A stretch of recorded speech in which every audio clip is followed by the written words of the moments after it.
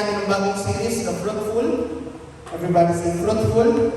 Sa series na ito, nakafocus ang ating pag-aaral sa 9 fruits of the Holy Spirit o sa siyam na bunga ng banal na Espiritu. Nasabi natin last week na ang pagtawag sa atin ng Diyos, hindi lang para maging matapat o faithful, kundi tinawag rin tayo ng Diyos upang maging mabunga o fruitful.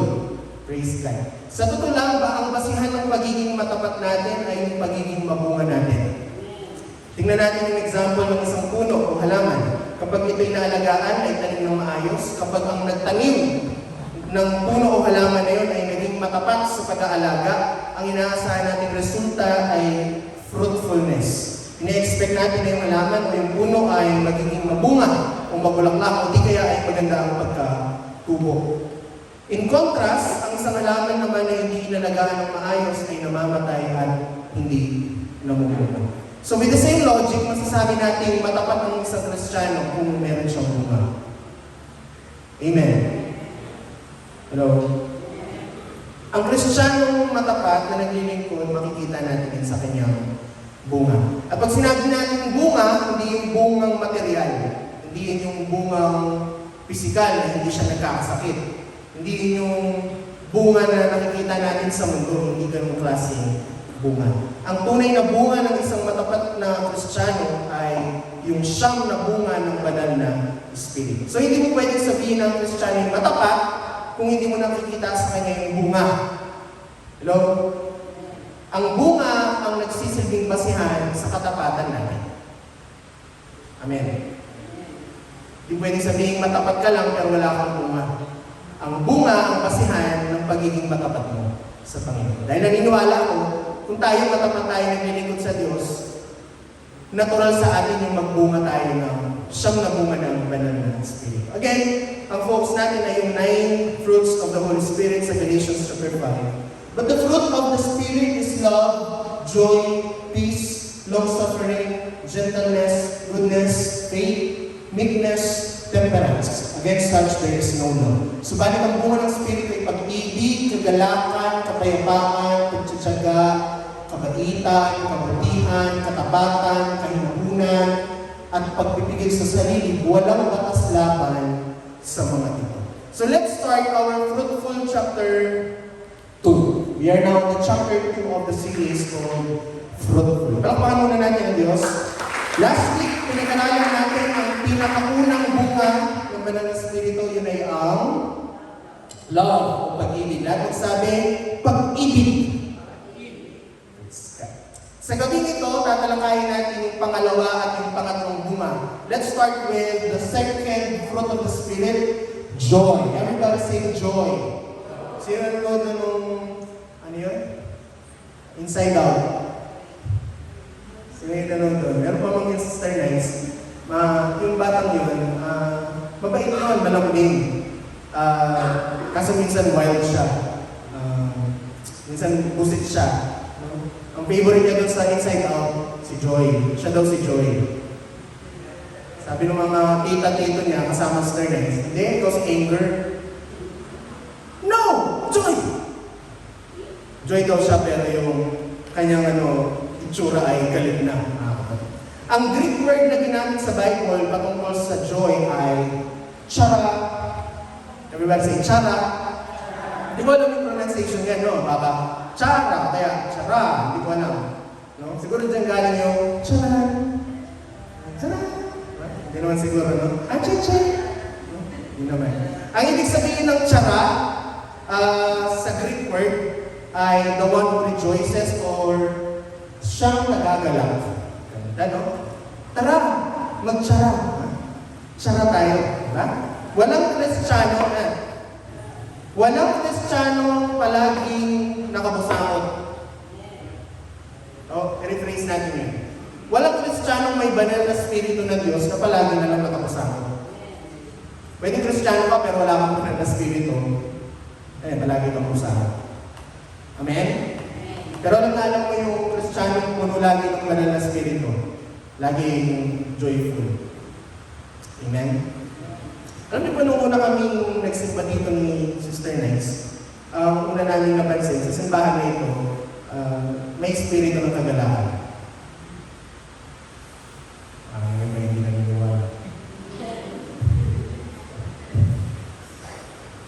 So sabi ko, yung simbahan na ito, merong spirito ng kagalakan na nanggagaling sa Diyos. Honestly, in all honesty, mag-1 year na, 1 year na kami. Ako 1 year na ako, August na. First week of August ako nandito. First week of August ako nandito. Ang second week, third week, panalo siya. But, consider, 1 year na kami dito. Ako 1 year na ako sa GE. Ang pinakauna kong napansin sa simbahan na ito, meron ito yung lugar na nagagalak ng mga tao. Especially sa mga nanay. Kasi sa lahat ng napunta namin ng simbahan, sa GE yung pinakamaraming nanay. At yung mga nanay dito palaging masaya. Nagtitingin na yung mga nanay. Masaya ba kayo? Tsaka, kaya kapag may tanong sa inyo, tsaka, kahit may problema, marunong ngumiti ang Kristiyano. Kahit may kasakitan ng Kristiyano, marunong pa rin tumawa. Minsan nga, baliw na daw tayo, may problema tayo, tinatawanan na lang natin. Kahit may kahirapan sa buhay, ang Kristiyano nakakapagpuri pa rin sa Diyos. Dahil nananatili sa atin ang kagalakan. Ang pinagkaiba ng happiness sa joy, naturo ko na ito dati, happiness, base yan sa happenings. May bago kang cellphone, happening, may happiness ka. Pero pag may lumabas na bagong cellphone, hindi na bago sa'yo, wala na yung happiness. Ang happiness, nung pumasok ng sahod, happiness. Kasi nung nakumpute mo na, wala na yung happiness. Ba? Nakumpute mo na eh. Ba? Kapag meron kang bagong gamit, may bagong ang rep, may bagong happenings, mga tao. Meron kang happiness. Pero kadalakan, kahit walang mga happenings, meron kang joy sa puso. Yung pinagkaiba ng masaya ka lang dito sa nagagalak ka. Kapag masaya ka, dahil may nangyari. Yung nagagalak ka, may nangyari o wala, nagagalak ka. Pero sa pagiging Kristiyano, mga kapatid, hindi lang tayo dapat nakikisaya. Dapat lagi tayo nagagalak dahil buhay ang ating Diyos na pinaglilingkod. Sa buhay Kristiyano, yung joy dapat nananatili. Ito sasabihin ko sa inyo, huwag mo hayaan na yung circumstances ng buhay mo, aalisin yung kagalakan. Lugi ka. Lugi ka kung nagpatalo ka sa mga sitwasyon ng buhay. At yung mga dumarating na problema, ginawa ka ng malungkot at miserableng tao habang nabubuhay.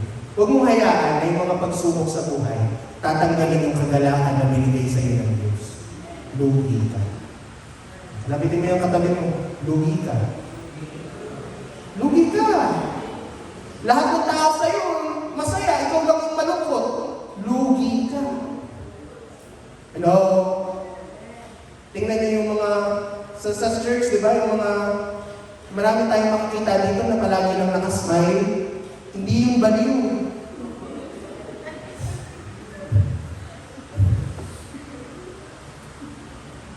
Meron lang silang joy na nanggagaling sa Panginoon.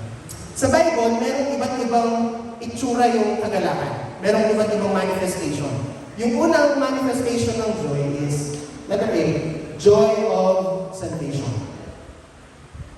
Ang Kristiyano na merong banal na Espiritu ng Diyos, meron siyang tinatawag na joy of salvation. Meron siyang kagalakan dahil alam niyang niligtas siya at pinalaya siya ng Panginoon mula sa kamatayan. Sa 1 Samuel, nung nirescue ni Lord si Hannah, ang kanyang panalangin sa Panginoon, sabi niya, Panginoon, ako ay nagagalak dahil pinalaya mo ako. Ang buhay Kristiyano, mahirap, makipotandaan, madaming pagsubok. Pero, palagi tayong nakakatayo dahil nasa atin yung kagalakan ng kaligtasan na binigay sa atin ng Panginoon. Yung kagalakan dahil niligtas tayo ng Diyos. That is the greatest joy that everyone has na nanggagaling sa Panginoon. Yung fact, yung katotohanan na niligtas tayo ng Diyos, that is the greatest joy. No, because of that. Sa Acts chapter 8, yung sabi ng Bible, ang buong Samaria ay nagalak dahil tinanggap nila ang kaligtasan mula sa Diyos. Wow. Hindi sila nagkaroon ng bagong rent, bagong TV, blessings, financial. Walang nangyaring ganon. Nung tinanggap nila yung kaligtasan nila mula sa Diyos, ang buong bayan ay nagalak. Tayo minsan, hinahanap pa natin yung blessing mula sa Diyos bago tayo magkaroon ng kagalakan. Kapag walang blessing, walang kagalakan. Pero alam niyo po, yung pinakadakilang dahilan para magalak tayo, yun ay yung niligtas tayo ng Diyos. Kaya anumang pagsubok yung dumating, dahil alam mo, okay lang yan, niligtas ako ng Diyos. Hello? That's joy of salvation. Walang pagsubok na makapag-aalis ng kagalakan natin dahil anuman ang dumating na pagsubok, alam natin pagkatapos ng buhay na ito, makakapiling naman natin ng Diyos sa kabilang buhay. Yun yung kagalakan ng kaligtasan. Yung mga tao sa mundo, nagagalak lang sila dahil sa material na pagpapala. Pero tayo, wala mang mga klaseng ganong pagpapala. Hello? Meron tayong kagalakan dahil niligtas tayo ng Diyos. Dati, hindi tayo nakakaalam ng kaligtasan ng Panginoon. Pero ngayon, niligtas niya tayo. Yun yung tunay na kagalakan. Kaya kapag nalulungkot ka, hingin mo ulit sa Diyos yung banal na Espiritu. Lord, nawawala sa akin yung joy. Kailangan mo ulit yung Holy Spirit mo. Hello? Hello? Lord, malungkot ako, kailangan ko yung Holy Spirit. Kasi yung bunga ng Holy Spirit mo ay kagalakan. Tingnan niyo yung panalangin ni David. Psalm 51:12. Very familiar verse. Restore unto me the joy of thy salvation. Sabi ni David sa Panginoon, Lord, ibalik mo sa akin ang kagalakan ng iyong pagliligtas. Minsan kapag matagal ka ng Kristiyano, nakakalimutan mo yung greatest joy. Yung una kang tinawag ng Diyos. Sino dito yung nakakaalala ng panahon ng una siyang nag-speak in tongues? Unang beses siyang nakaramdam ng pag-ibig ng Diyos. Una niyang na-realize yung grabe, minahal ako ng Panginoon. Kaya pag nalulungkot ka, bumalik ka sa mga panahon na yun. Yung kahit ang dami mong pagsubok, umiiyak mo sa tuwa. Bakit? Kasi na-realize mo, niligtas ako ng Diyos. I am not the same anymore. Hindi na ako yung dating tao na ganito yung ginagawa. Ngayon, anak na ako ng Panginoon. Yun ang pinakamalaking kagalakan. Pangalawa, joy of growth. Joy of growth. Everybody say, joy of growth. Sabi ng James chapter 1, mga kapatid, magalak kayo kapag kayo dumaranas ng iba't ibang pagsubok. Dapat ninyong malaman na nagiging matatag ang inyong pananampalataya sa pamamagitan ng mga pagsubok. Ano sabi? Magalak kayo kapag dumanas kayo ng pagsubok. Meron ka ganun. Sino dito yung nagagalak pag alam nang nagmamature siya sa paglilingkod? Hello? Hello? Sino dito yung ayaw niyang hindi siya nagmamature? Hello? Wala? Gusto niyo hindi ka nagmamature? Sino dito yung ayaw niya na hindi siya nagmamature? Sino dito yung gusto niya nagmamature siya? Sino dito yung gusto niya lumalago siya sa paglilingkod? Hindi siya yung na, okay na. Pero yung, hindi, lalago pa ako. May ilalago pa ako sa paglilingkod. Alam niyo po, merong klase ng kagalakan doon sa paglago natin sa paglilingkod. Yung dating ikaw, hindi ka na ganun. Na-realize ko na, dati ganito. Pero ngayon, pinapalago ako ng Diyos. Merong klase ng kagalakan sa ganung bagay. Di ba natutuwa tayo kapag nakikita natin yung dating maliit na bata, lumalaki na, saka nagmamature? Ganon din po sa ating paglilingkod. Dapat kapag nakikita natin nag-grow tayo at nagmamature, merong kagalakan sa ating mga puso. Lahat ng natutuwa dahil lumalago, magsabing praise the Lord. Next is, yung pangatlong joy is joy of God's presence. Wow. Sino dito yung nagagalak kapag nasa gawain siya ng Diyos? Yung iba ayaw. Amen? Merong kagalakan kapag nararamdaman natin ang presensya ng Panginoon. Sabi ng Psalm 16:11, sa piling mo ay madarama ang lubos na kagalakan. Wow. Ganda, no? Psalm 16 verse 11. Sabi niya, Lord, sa piling mo, mararamdaman ko yung lubos na kagalakan. In Psalm chapter 122 verse 1, Ang sabi, ako ay nagalak ng sabihin nila, pumunta tayo sa bahay ni Yahweh. Sa fellowship, ito ang ating charging place. Prayer, God's Word, His presence, ito ang ating refilling station. Dito tayo pinapalakas ng Diyos. Lahat ng nag-a-agree na may kagalakan sa presensya ng Diyos, pwede ba pumalakpak sa Panginoon? May kagalakan sa presensya ng Panginoon. May kagalakan sa ating kaligtasan, may kagalakan sa ating paglago, at lalong may kagalakan sa ating Panginoon. Amen. Kaya kalabitin mo ulit yung katabi mo, sabihin mo, huwag ka nang malungkot. Sabihin mo, oh, come praise the Lord. Huwag ka nang malungkot, come praise the Lord. Hello? Lahat ng malungkot magsabi kami. Nahalata tayo hindi nakikinig. Next is peace. So we talk about love, we talk about joy. We'll talk about peace. Anong Tagalog ng peace? Is God. Amen? Check. Mga hindi nakagets, ngayon palang tumatawa. Peace is kapayapaan. Ang pangatlong bunga ng banal na spirito ay kapayapaan. Maraming beses ko nang narinig ito. Pwede mong bilhin lahat ng bagay, huwag hindi lang ang kapayapaan. Amen? Yung peace of mind, you cannot buy peace of mind. That's true, lalo na sa panahon natin ngayon. Expensive ang kapayapaan. Mahal. Mahal ang presyo ng kapayapaan. Kasi sa panahon natin ngayon, parang lahat nag-aaway. Tama? Tingin ka sa balita. Pag nanood ka ng balita ng TV News, ang pinakahuling binabalita yung good news. Nakita niyo? Kasi isa o dalawa lang. Di ba? Good Samaritan. Mga simple lang bago yung mga good news eh. Good Samaritan, tinawid yung matanda. Kasi rare na lang yun eh. Tama? Kakaiba. No? Kasi yung 95% ng TV news, puro masasama. Gera sa China versus Philippines dun sa Alborotso. Gobyerno natin, lahat nag-aaway. Never tumigil nag-aaway, mga taga-gobyerno. Sa Middle East, tuloy yung kidwaan ng Palestine at ng Israel. Maging ng Russia at Ukraine. Kahit sa bahay natin, minsan may away. Natawag sila ito. Okay lang kayo. Ano, tinatawanan niyo ko.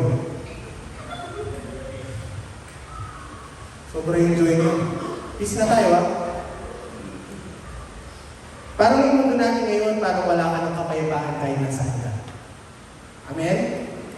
Kaya nga sabi natin, peace is expensive. In fact, hindi peace is expensive. Peace is priceless. Ang kapayapaan ay hindi mo pwedeng bilhin. Kahit sobrang dami mo ng pera at successful ka na sa buhay na ito, kung wala kang Diyos at wala kang banal na spirito, sinong mag-aagay? Hindi mo matatagpuan ang tunay na kapayapaan sa mundo kung wala kang banal na spirito. Why? Because nasa Panginoong Diyos ng tunay na kapayapaan. Ang mundo maraming i-offer na makapagbibigay sa atin ng temporary na kapayapaan. Pero mawawala din po. Yung iba nagiinom, nagbubisyo, para kahit konting panahon ay makakalimutan yung gulo, yung mundo, yung problema, yung away. Pero temporal lang yan. Yung eternal at walang hanggang kapayapaan ay matatagpuan lamang po natin sa Panginoong Jesus. John 14:27, kapayapaan, sabi ng Diyos, ang iniiwan ko sa inyo. Ang aking kapayapaan binibigay ko sa inyo. Hindi ito katulad ng kapayapaan binibigay ng mundo. Huwag mabagabag ang inyong kalooban at huwag kayong matakot. There is peace in the Holy Spirit. Lahat ng payapa sa buhay, magsabi praise the Lord. Lahat ng walang kaaway, magsabi amen. Lahat ng may kaaway, magsabi amen. May kaaway sa lalita. Si David.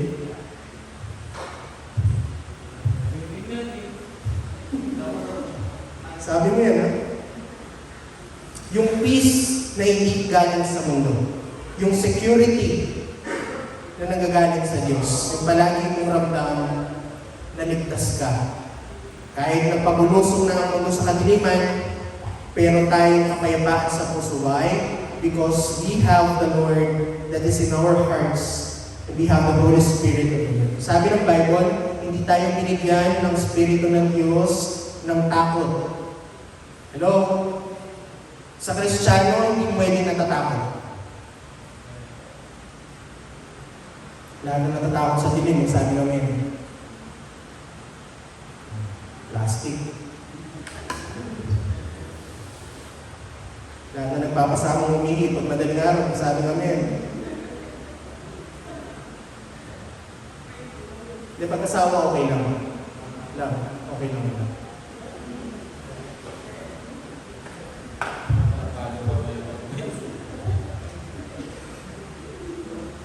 Amen? Meron tayong kapayapaan mula sa Diyos. Alam niyo po yung kapayapaan, hindi yan pwedeng i-trade sa kahit na sino. Kaya sabi ko, kapag malungkot ka, lugi ka. Ganun din sa kapayapaan. Huwag mong hayaan na yung mga pagsubok sa buhay, aalisin yung kapayapaan. Huwag mong hayaan na yung kaawa, yung demonyo, yung ibang tao, aalisin yung kapayapaan sa puso. Gusto ng Diyos, kapag natutulog ka ng mahimbing. Gusto ng Diyos, hindi yung matutulog ka na lang, ang dami pang tumatakbo sa isip mo. Pinapagabag ka ng mga worries mo. Baka meron na lang may iniisip ka na baka meron na lang pumasok, saksakin ka dahil dami mong kaaway. Hindi ganun ang gusto ng Diyos sa buhay. Gusto niya, yung pagsabi mo, tulog na ako, makakatulog ka na ngayon. Yung iba kasi sobrang payapa, nakikinig ng turo ni brother niyo, natutulog. Yun naman, sumobra yung peace. Pag sumobra kasi baka sobra niyang pahingang payapa, yung rest in peace, no? Huwag naman, no? Yung tamang peace lang, no? Yung tamang payapa ka lang, kapatid. Pero yung peace na nanggagaling sa Diyos, importante po yun. Ang taong may banal na spirito ng Diyos, alam na alam mo meron siyang banal na spirito ng Panginoon dahil payapa siya. Ang taong may banal na spirito ng Diyos, hindi nagpapanik kapag wala ng bigas. No. Hindi nagpapanik pag wala ng gas, yung tangke. Hindi nagwawala pag naputulan ng wifi. Ba't mo may tumatawa?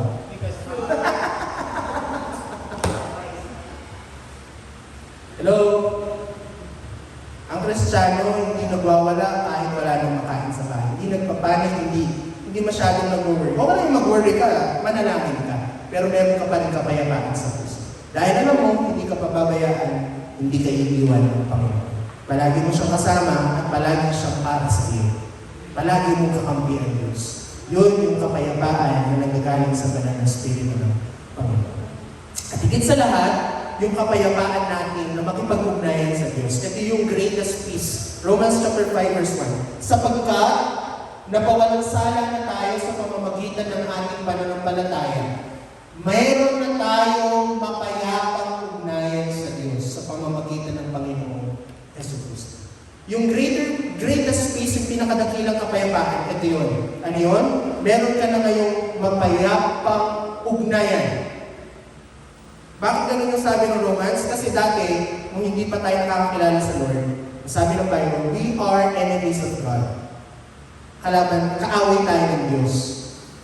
Pero ngayon, dahil meron na tayong banal na Espiritu ng Diyos, meron tayong mapayapang ugnayan sa Diyos. Ano ibig sabihin nun? Anytime that you need help from the Lord, you can ask for Him. That's the greatest peace. Ito yung pinakadakilang kapayapaan sa mundo. Ano yun? Na kahit anong panahon na kailangan mo ang tulong ng Diyos, pag tumawag ka, papakinggan ka niya. Hello? yung mga matatagal na Kristiyano, subok na natin ang panalangin sa Panginoon. Yun yung mapayapang pakikipag-ugnayan. Na kapag dumaan ka sa pagsubok, tumawag ka lang sa ating Panginoon at nakikinig ang ating Diyos at gagawa siya at kikilos siya sa ating mga sitwasyon. Kung dati kaaway tayo ng Diyos, pero nung bautismohan tayo, tinanggap natin ang banal na Espiritu. Ang sabi ng Bible sa John 15, tayo na ngayon ay mga kaibigan ng Panginoon. We are friends of God. I am a friend of God. Meron kang kapayapaan or mapayapang ugnayan sa Panginoon. Kaya, lahat ng bagay sa mundo ay parang magaan lang dahil may kapayapaan tayo sa Diyos. Kahit na may problema, meron kang kapayapaan. May sakit, may kahirapan, may kakulangan, meron pa rin tayong kapayapaan na nagmumula sa ating Panginoon. Kaya nga kung gusto natin magkaroon ng kapayapaan sa buhay, anong sekreto? Tanggapin natin ang banal na Espiritu ng Diyos. Walang makapagbibigay ng kapayapaan, kundi lang yung banal na Espiritu ng ating Panginoon. Palakpakan natin ng Diyos. Ito nakikita natin ito sa mga matatagal na matatapat na naglilingkod sa Panginoon. Sila yung mga parang walang problema sa buhay, pero madaming problema yan. Meron lang talaga silang kapayapaan sa puso. Meron ba kayong kilalang gano'n? Meron ba kayong mga kilalang Kristiyano na gano'n? Hello? Hindi yung palaging galit, hindi yung palaging musangog, hindi yung palaging nagmamaktol, nagko-complain, pero yung palaging merong kapayapaan sa puso. Ano man ang lumipas at dumating sa ating mga buhay. Kaya mga kapatid ko, itong dalawang bunga na ating pinag-aralan sa gabing ito, sana ito manatili ito sa ating simbahan, sa ating mga puso, sa ating mga buhay. Joy and peace. Hello? Sino gusto ng joy at peace kalagi sa buhay? Sino dito yung gusto niya palaging may away? May kasama kami na ngayon dati. Sabi niya, boring mo. Gawa kaya tayong issue. Iba yung mindset no? Ang boring, gawa tayong issue. Ha? Walang issue daw boring yung buhay niya. Gusto niya yung may away, kasi may issue. Pero sa atin, gusto natin payapa. Kasi masarap yung buhay, mas masarap maglingkod kapag meron kang kapayapaan at kagalakan sa puso. Kaya sa simbahan, palagi natin panatilihin yung kapayapaan at kagalakan. Dapat pagpasok natin sa simbahan, hindi naman plastic yung kahit may problema ka, ngumiti ka eh. Hindi naman plastic yun. Hello? Kundi lahat na lang tayo malungkot dito kasi lahat naman tayo may problema eh. Hindi plastic yung, plastic naman yun. Alam ko may problema yun, pero nakangiti. Plastic? Hindi plastic yun. Hindi ka plastikan yung nakikipagkamay ka pa kahit may problema ka. Hindi ka plastikan yun. No.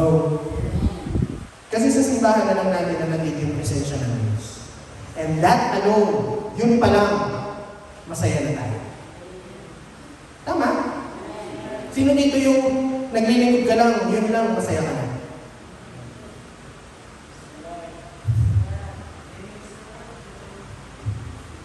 Hello? Lahat ng nagagalang at may kapayapaan, pwede ba akong pumalakpak sa Panginoon? Natuloy tayo lahat mga kapatid. Next week, pag-aaralan natin yung dalawa, long suffering and gentleness. Palakpakan muli natin ng Diyos na